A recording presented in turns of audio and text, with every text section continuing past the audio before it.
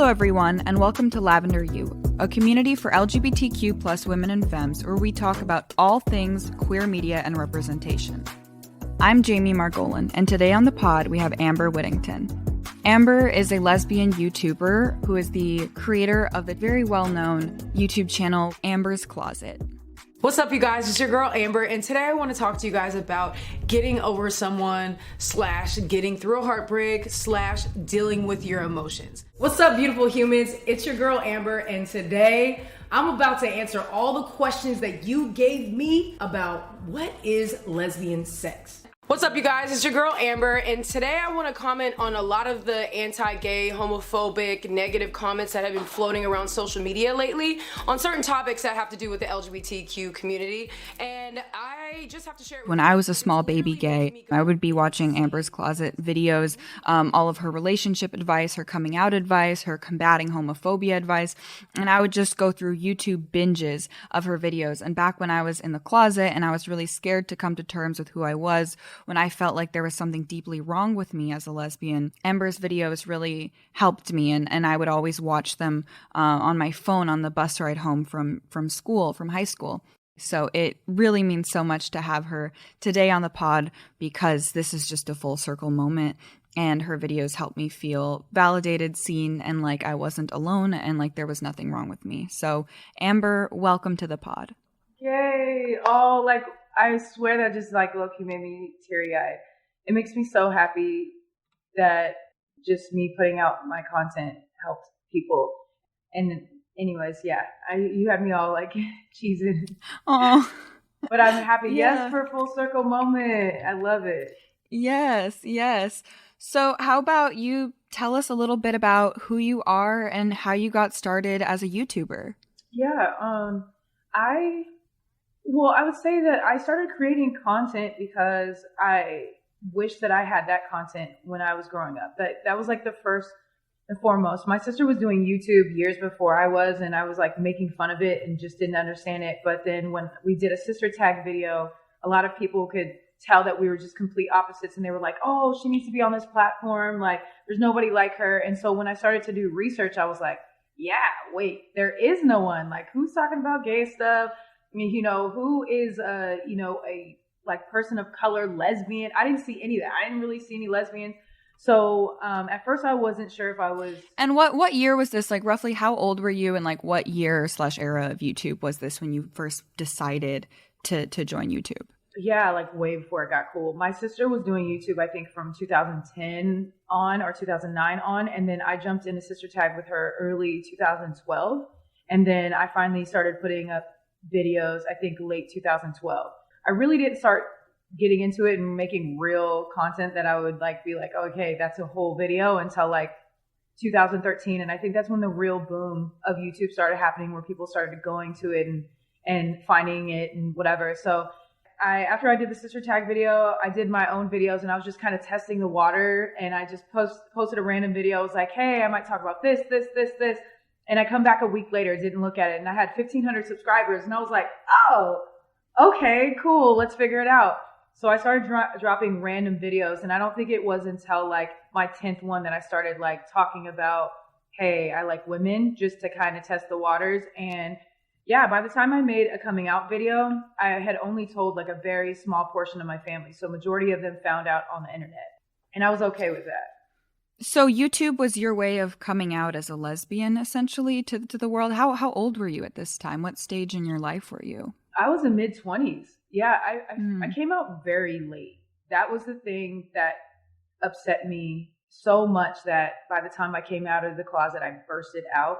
And then I looked back like almost frustrated and angry with myself that I took so long to come out, so worried about other people's opinions that I didn't allow myself to be me and live my life the way I wanted to. And that's really one of the main driving forces of the content I create, is I want to help make someone else's journey easier than mine was. And I want them to be able to know who they are and love themselves and be able to be their true, authentic selves in this world earlier than I was able to.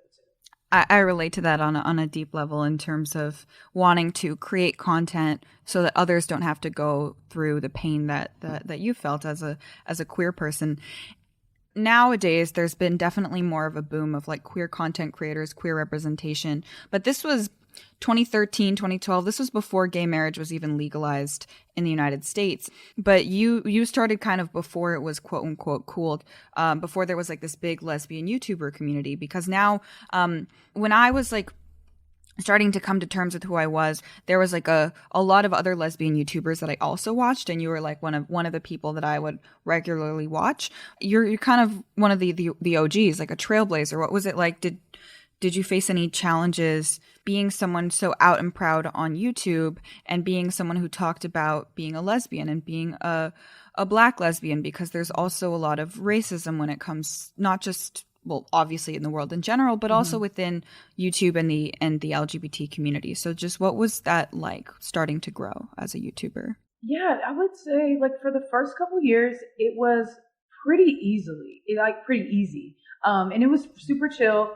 I think the hardest part at the beginning was finding other lesbian YouTubers and realizing that they didn't care about me. Like, I'm like, hey, friend, like, thinking that we were going to be a community. And that was like a hard thing, is like, just like on the internet and just like in real life, there's so much competition between each other and we don't work together. So that's one of the things that I really tried to change when I started to become an up and coming lesbian influencer. And I just wanted us to be a community. So I would say the first couple of years I got a lot of support. And then when some of my videos started going viral is when weirdos started coming, but I was already prepared for it because I already know what the internet is. And I know that I'm very different versus all the other people out there. So I never really was fazed by it. The only time that it really hurt me was then when I had my first internet breakup. I literally got people stalking me and hazing me for months.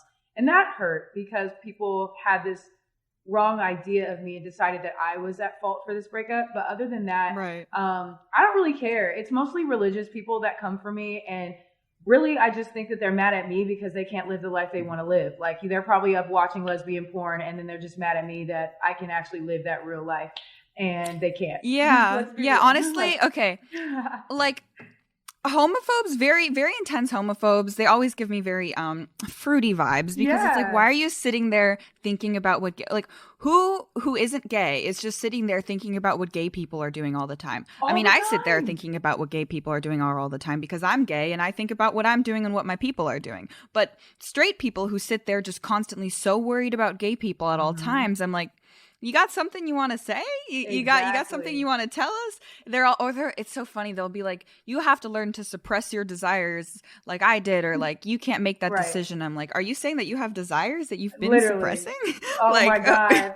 I put out this lesbian sex video the other day, right? And I was just answering questions that mostly came from straight people. But like, I was answering the questions and then that video got attacked on Facebook. And it was mostly religious people praying and like saying all this stuff. But I caught so many of them in that desire that you're talking about. I'm like, but you watched it.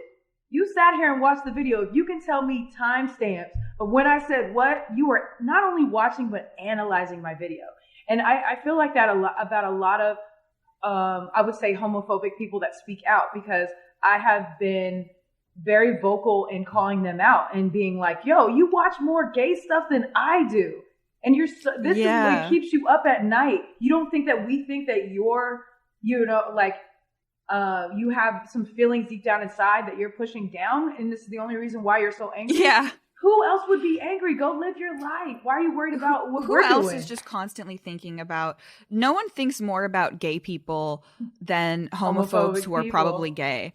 Because it's so funny. They're so mad, but it's like, why are, like, they're like, you're hurting the children. Oh my God, like, my kids can't see this. I'm like, then why are you spending time watching lesbian YouTubers instead of taking care of your kids?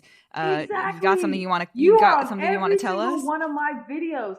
And when I started to realize that, and that's one thing I would love to say for anybody starting a channel, just realize that hate is going to happen. And most of these people are so unhappy with their life. And when you think about it through the way that we were just talking about, I more so feel bad for them, And so now their little hate comment, I'm just like, oh, that poor baby. I'm gonna send some positive energy their way. They're going through something. They don't even know who they are. Exactly. So one of the things about your channel that is so refreshing and that has helped me and so many other young lesbians and other queer people of different identities so much is that you're so open about your personal life, your relationships, dating. We queer people, I mean, maybe now like the next generation, I say next generation as if I'm not 19. Maybe I'm talking like the current middle schoolers.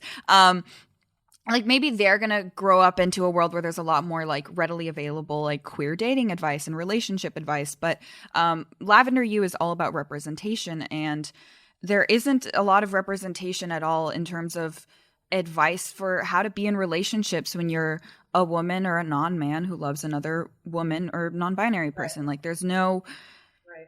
like that just isn't taught in health class. It isn't taught in just in general like Mm-hmm. sex ed, dating forums, anything. When people talk about, you know, there's all sorts of little videos and stuff about relationship advice, all of that. It's just we're erased. And so it's when you're searching for content of searching for how do I navigate relationships? How do I Right. date? It's like, okay, I need where do I go for help? And one of the places that I went for help, you know, I grew up watching Stevie Bobby, I grew up watching you, and your videos really helped me a lot and really educated me about a lot because the school health systems are failing. So like, how did you get to a point where you were confident enough, not just talking in generalities about like queer relationships, but I'm making videos about your relationships and about your advice, like really being really personal and open with people? I think bursting out of the closet and knowing who I am and just never looking back and being like, I will never allow someone's opinion to steer me away from being who I am. And so I really found that within that, I really understood who I was. And then I felt like if I'm going to try to help anybody else through this process and maybe create things that would have helped me when I was younger, being the most authentic possible is the way to go. Especially on the internet, during the time where I started seeing a lot of people that were clearly putting up a facade of who they wanted to be. And I could see right through that. And I wanted to be the exact opposite. I wanted to feel like your big sister that's literally giving you all the advice or education that you needed. Yeah. You do feel like a lesbian big sister. You were like my lesbian big sister when I was in the closet. I was like, okay, what's Amber got to say? You know? Yeah, that's what I want to be. I just want to be someone where you feel comfortable. Like if you're sitting on my couch with me and I'm just like, all right, let me tell you about scissoring. You know what I mean? Like whatever it is, like I want people to feel comfortable with me talking about it. So I felt like showing my relationships and being open and honest was the way to go. So I wanted to show positive representation too, because at the time when I see lesbian relationships in the media, it's glorified sexually or there's something wrong with them. And like, it's just the theme that they were creating was not a representation of all of us or our community or the best representation. So I wanted to be something different. I wanted to have a positive relationship that was fun and funny and really just normalized, because I also wanted to start my channel to break any stereotypes that you may think, right? And like, somebody might look at me and be like, oh yeah, she's probably a rapper, such and such. And they're like, no, actually she has degrees. She used to own a business consulting company and now she's doing this, da, da, da.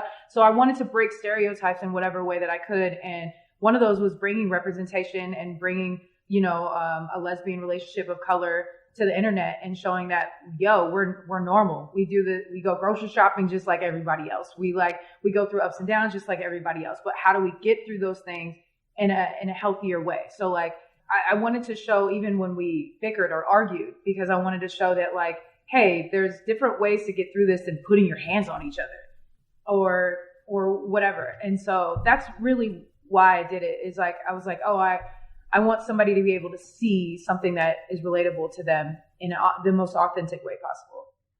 And as one of the people who took in your content and has watched your videos almost religiously since like freshman year of high school, that content really helped me because it's just when you think about two women in love, in terms of, and things are slowly changing, but just historically, it's either shown in two ways. Either the word lesbian is just thought of as like a porn search term. Like we're not seen as people. We're just seen as like hypersexualized, just there for the male gaze, like a fetish object of just like And that also is really harmful, because then when we try to get representation in like children's media or other things, they're like, oh, that's so inappropriate because we've been framed as inherently sexual when we're just like normal people. And your videos on YouTube, where you have the freedom to create the content that you want to make, they really helped show that there's not just one way to be queer, there's not just one way to be a lesbian, and they helped a lot of people, and they are helping a lot of people. Being someone who creates that type of content, and content that is shining light and bringing representation to communities that don't often get a lot of representation, how have things been in terms of the community on YouTube within other queer people? You said before that you felt like there was a lot of competition, and because I feel like this is the case for so many marginalized communities in general, where there's so much pressure to exceed that we're kind of pitted against each other as competition, because there's this view that only a couple of us, like there's only room for only tokens. One lesbian. Yeah. So exactly. Is that competitive spirit still there, or is there more of a community? I think it's always going to be there for a while, just because of exactly like what you were saying, how society is set up, you know, and the fact that it's not open to everyone with races and religions and backgrounds, sexual orientations like it should be. And so because of that, I think that everybody's going to feel like, oh, I got to be that one lesbian. So I don't want to like all the other lesbians because I got to push harder or whatever. But yeah, I think that there's always going to be some of that until we really get a grip on it. But I try to be the person that is the connector, and I'm going to be that forever. And I'm just trying to also encourage others to do the same. So I really wanted to go hard on YouTube and collab with as many other queer creators as possible, or just allow the audience to see us even just hanging together. But I did also want to create a lot of content where you saw other queer creators working together and supporting each other and loving each other, and not in a competitive way. So I try to do that as much as possible. But listen, it's still a problem out here. So I even with these youngins in LA, I try to be. I'm almost at auntie level, but I'm still an older sister right now, right? But like, so the aunties in the lesbian community, when I was out here in LA, did not support me at all, whether I was doing parties or just my YouTube. So I was like, all right, when I get to that, I'm going to bring us together. I want the youngins that party to understand and respect each other. So that's what I'm even doing in LA.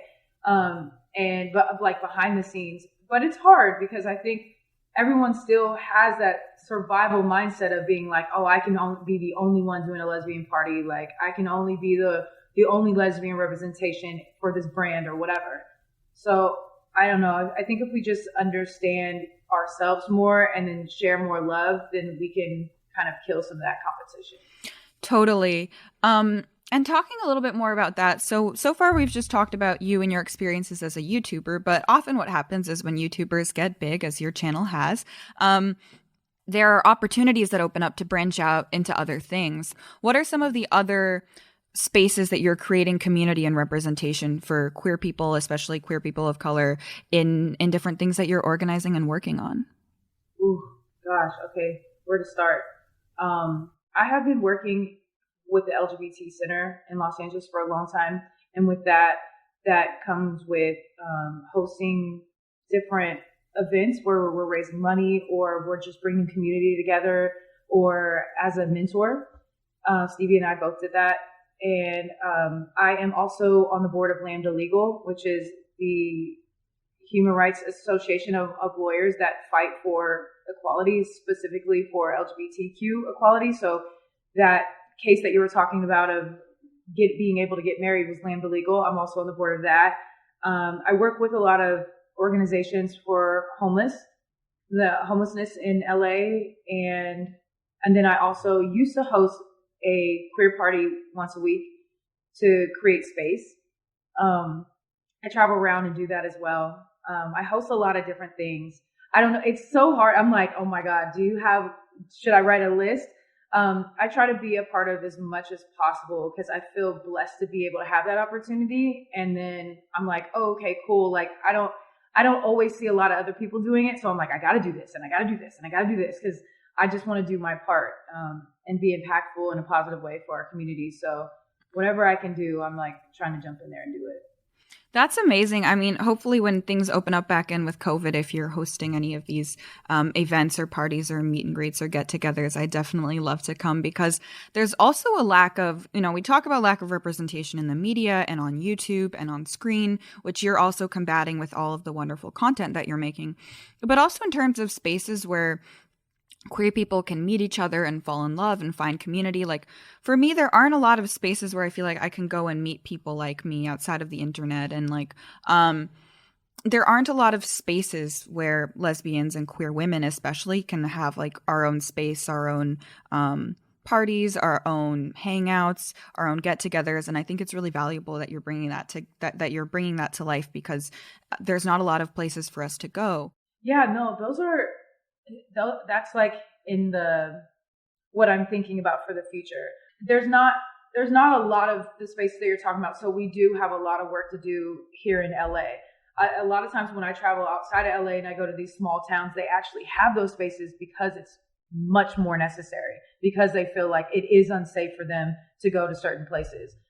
So that's something that we're working on. But I think we need to bring more of those spaces. And then I always tell people, if they're doing anything, I want to support, tell people, whatever, use my platform in whatever way that I can. Right now, I feel like with what I'm able to do is we had my friend Whitney and I, she was on the Real L Word, by the way. She was on the reality version. Her and I were able to do that, the girl party that we did on Santa Monica Boulevard, which we became the only girl party on the main boulevard in West Hollywood, and the only one with hip hop. We just started that a year and a half ago. So that tells you how far behind even West Hollywood is in LA. If they only offered it to her and I because they knew who we were. So that tells you the struggles and the obstacles that people are having to create these spaces in gay areas. So we just gotta, do more and kind of, I don't know. I just want to encourage everybody to start that business, start that bar, start that night, start that event, create that space for people, because it's so needed. It is so absolutely needed, especially because I feel like a lot of times when people think of gay spaces, it's usually always catered towards cis gay white men. Right. And then everyone else is left behind. All of women, non-binary people, trans folks, especially queer people of color.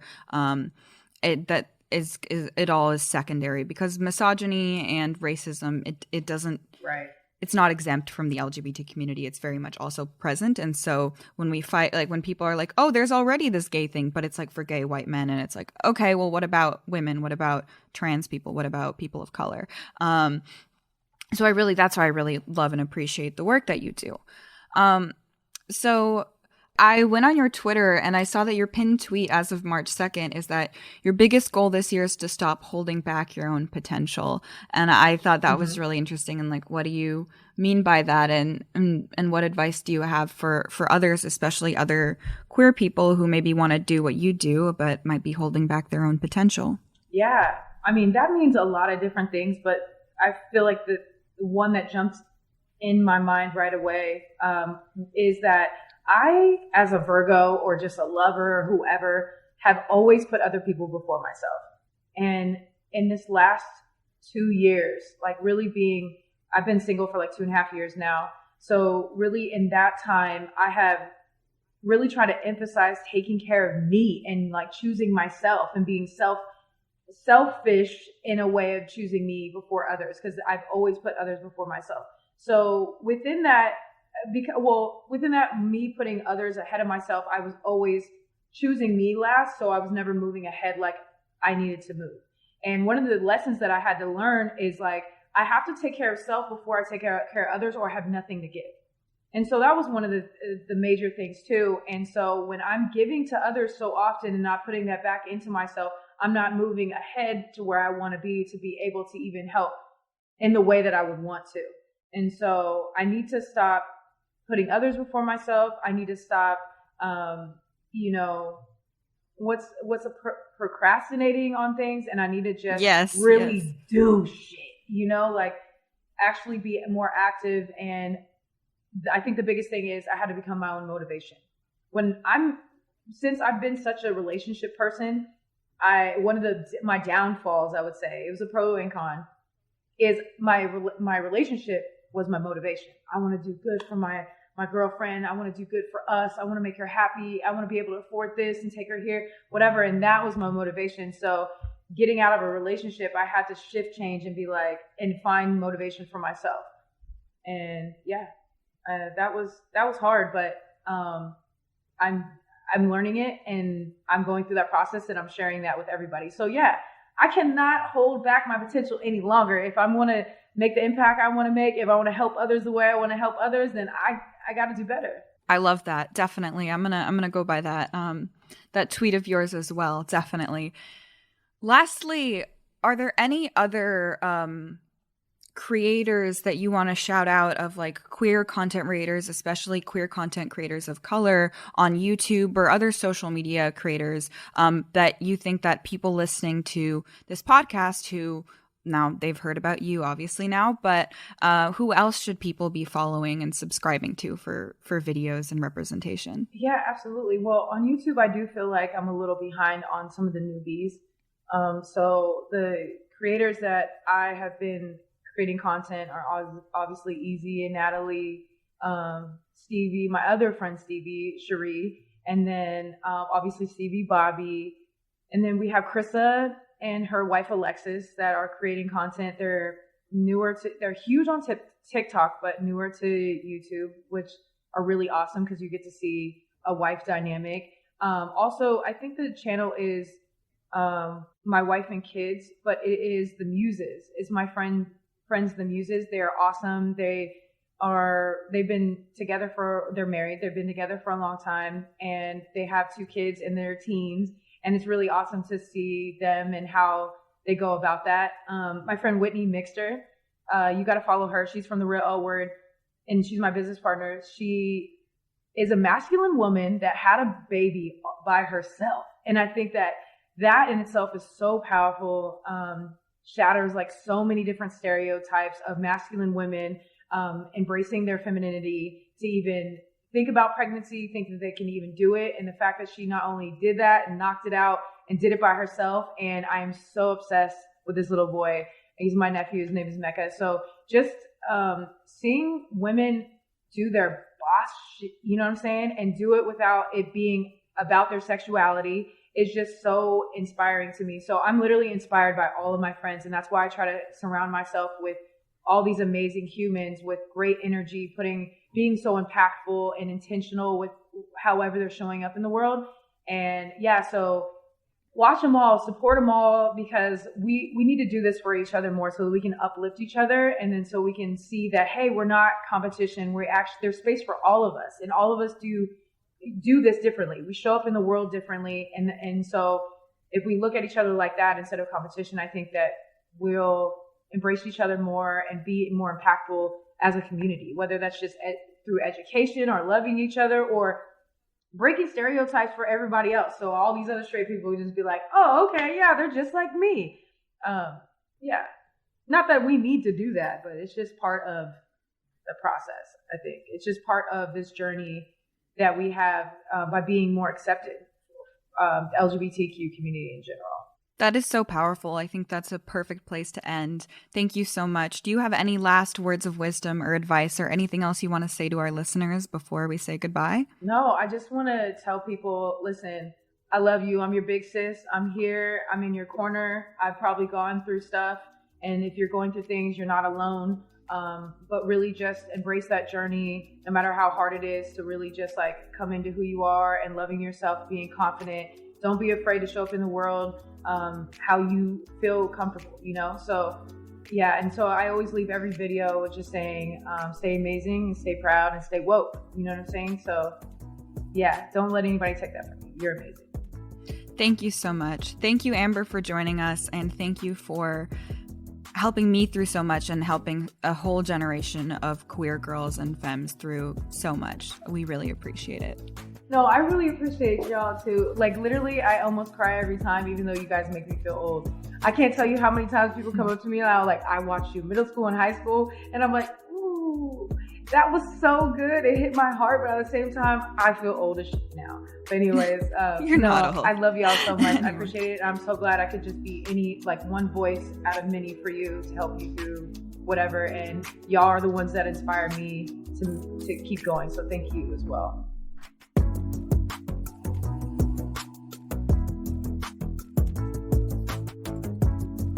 Thanks for listening to this episode of Lavender You. Our show is produced by Goal 17 Foundation, and our theme song is Love Line by the one and only Zolita. We release new episodes every other Thursday, so make sure you like, rate, and subscribe on Spotify, YouTube, SoundCloud, Apple Podcasts, Google Play, or wherever it is you get your podcasts. And follow us on social media too. We are at Lavender You Pod, that's YOU, on Instagram, TikTok, Twitter, and Facebook. And if you're a queer person out there who's just feeling alone or sad or anxious or like no one in the world understands what it's like, know that you are not alone. This community was made for you. If you ever need to reach out to talk to a fellow queer person about anything and feel community and that you're not alone, know that Lavender You is a community of people who love and accept you. We're glad you're here, and our DMs on social media are always open if you need to talk. Send us a message anytime. We are here for you. See you next episode, and until then, long live the gays!